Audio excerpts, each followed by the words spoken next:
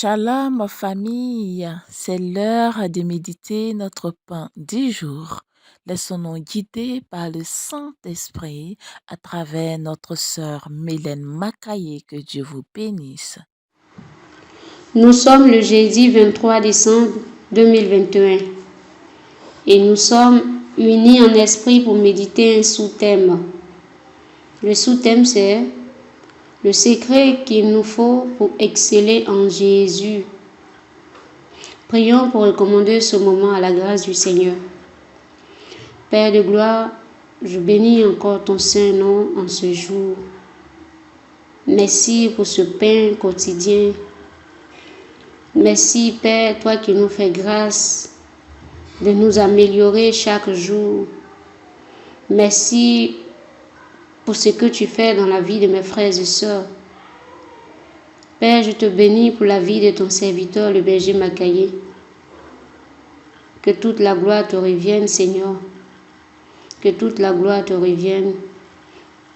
Dans le nom de Jésus. Amen. Lisons notre texte d'appui tiré du livre d'Ésaïe, chapitre 40, versets 28 à 31. Je lis la parole du Seigneur. Ne le sais-tu pas? Ne l'as-tu pas appris? C'est le Dieu d'éternité, l'Éternel, qui a créé les extrémités de la terre. Il ne se fatigue point. Il ne se lasse point. On ne peut sonder son intelligence. Verset 29. Il donne la force à celui qui est fatigué et il augmente la vigueur de celui qui tombe en défaillance. Verset 30. Les adolescents se fatiguent et se lassent et les jeunes hommes chancellent. 31. Mais ceux qui se confient en l'Éternel renouvellent leur force. Ils prennent le vol comme les aigles. Ils courent et ils ne se lassent point. Ils marchent et ils ne se fatiguent point. Parole du Seigneur. Nous rendons grâce à Dieu. Je rappelle notre sous-thème qui est le secret qu'il nous faut pour exceller en Jésus. Frères et sœurs, ce que nous savons et ce que nous apprenons de Dieu, c'est ce qui détermine ce que nous recevrons de Dieu. Le berger nous a souvent dit qu'il y a 3 choses à rechercher si on veut connaître une personne. La première chose, c'est ce que la personne est. La deuxième chose, ce que la personne fait. Et enfin, ce que la personne dit couramment. Dans notre recherche de Dieu, nous devons apprendre et à savoir le maximum de ce que Dieu est. Ce que nous découvrons qu'il est, c'est ce qu'il fera pour nous parce qu'il n'a pas changé. Plus nous saurons que Dieu est amour, son amour remplira davantage nos cœurs. Si nous savons qu'il est bon, sa bonté se manifestera à notre égard. Si nous réalisons qu'il est fort, alors sa force et sa puissance nous rempliront davantage. Ce que nous savons détermine ce que nous pouvions recevoir de Dieu. Nous devons aussi rechercher sans cesse ce que Dieu fait. Nos pensées doivent être saturées par tout ce que Dieu est capable de faire pour nous. Si nos pensées sont davantage saturées par le fait qu'il est le Créateur, l'Élohim, alors il créera de grandes choses dans nos vies. Il appellera à l'existence les choses qui n'existent pas dans nos vies.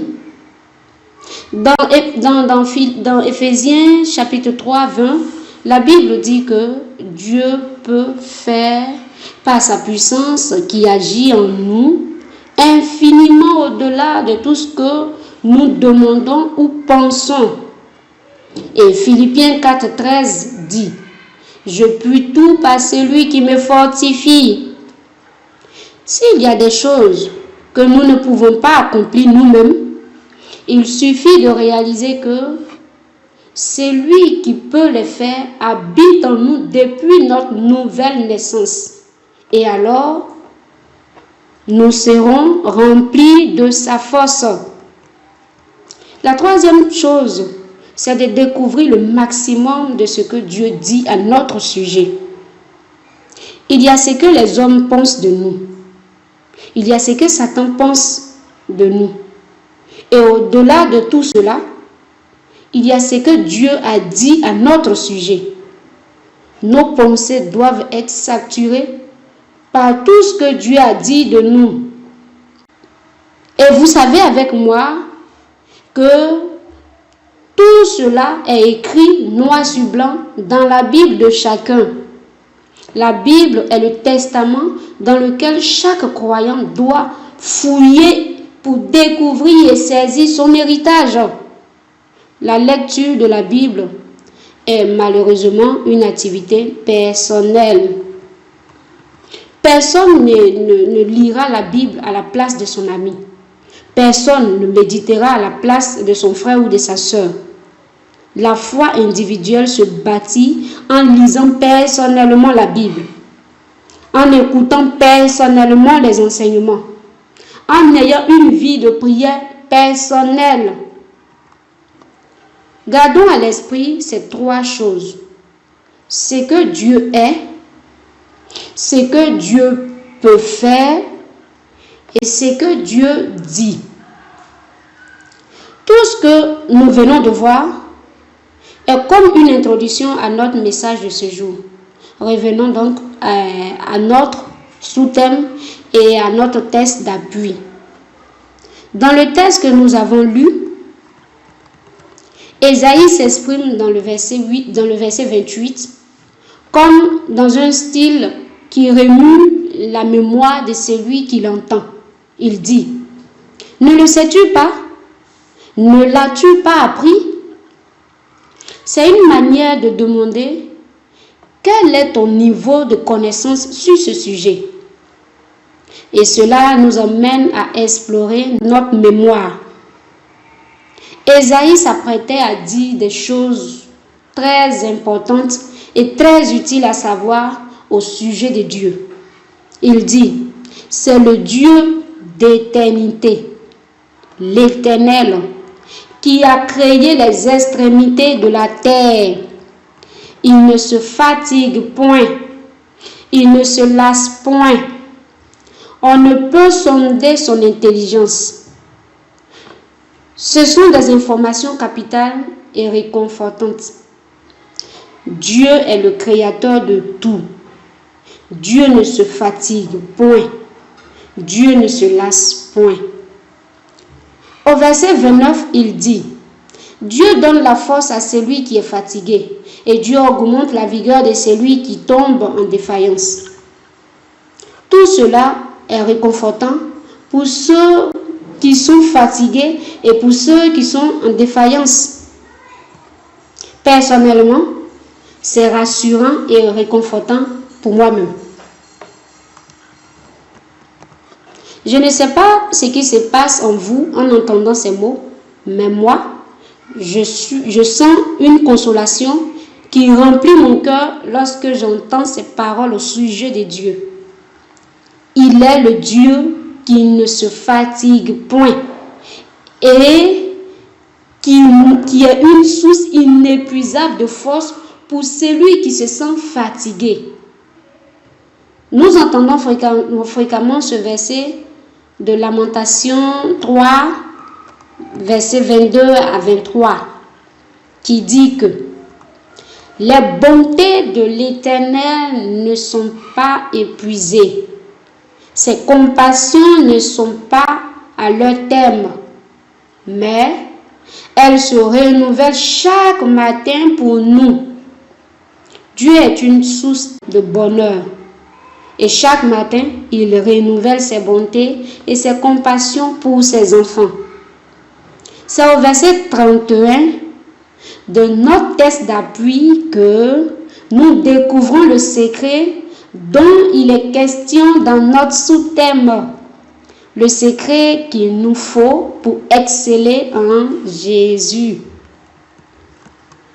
Exceller signifie être excellent, faire de la performance, porter du fruit en Jésus. Exceller signifie encore le fait d'expérimenter une transformation remarquable et continuelle. Si nous excellons, ceux qui sont autour de nous le voient et ils le confessent.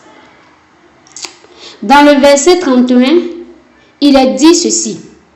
Mais ceux qui se confient en l'Éternel, c'est ça le secret.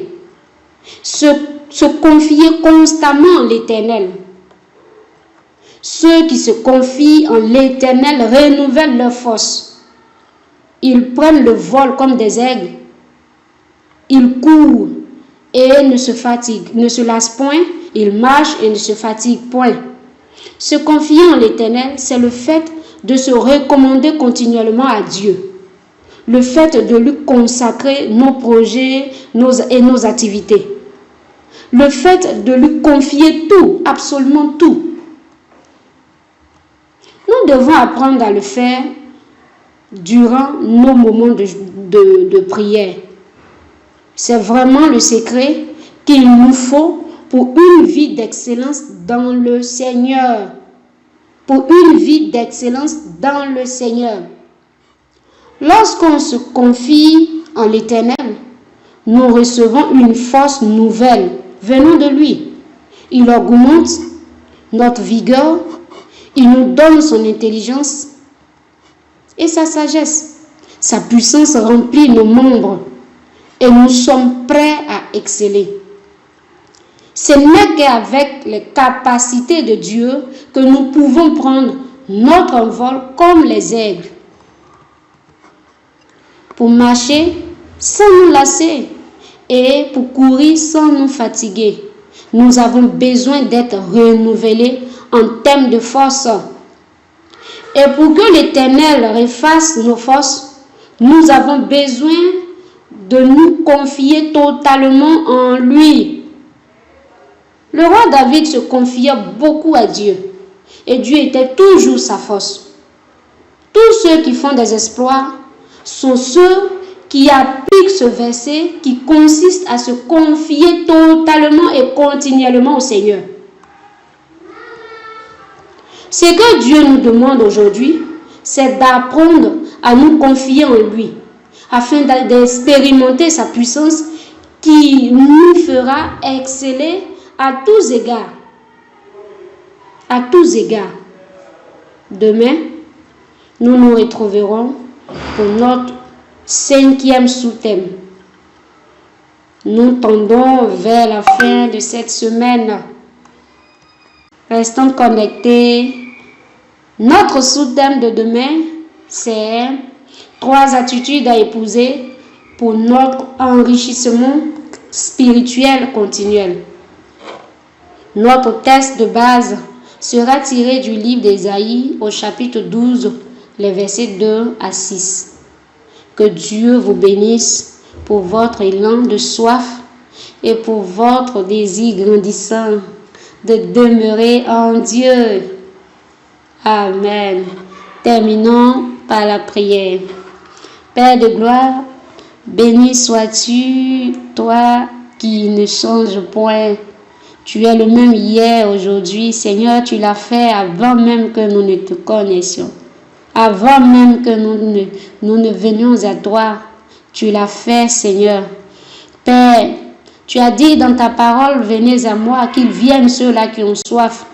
Seigneur, toute la famille priorité a soif de toi. Et il n'y a que toi, Seigneur, pour subvenir à nos besoins. Que toute la gloire te revienne. Béni sois-tu encore pour ce pain que tu ne cesses de nous donner. Dans le nom de Jésus-Christ de Nazareth. Amen.